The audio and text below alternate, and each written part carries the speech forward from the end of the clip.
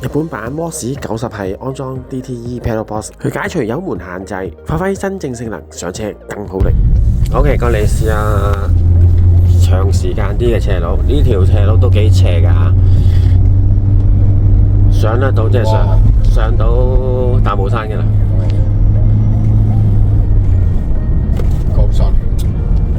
夠晒你，好少有啫，未試過。係咯，感受唔同，相同。我直上，一路直上，係啊，再收落再俾入，即係反腳都有，起碼即時俾到個反應你。係啊，真係。以前你踩好貼地先至可以好嘈啲個 engine， 而家個 engine 真係冇咁嘈啊，冇咁嘈。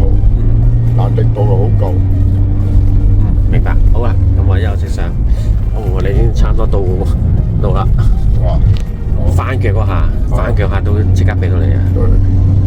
翻腳嗰度都俾到，冇問題。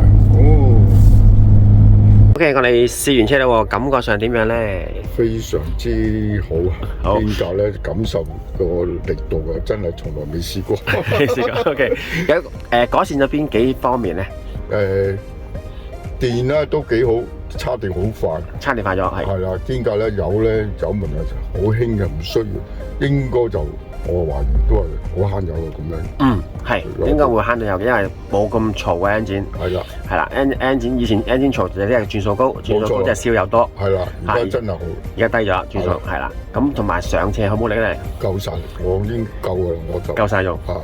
我就冇問題，我覺得好夠啦。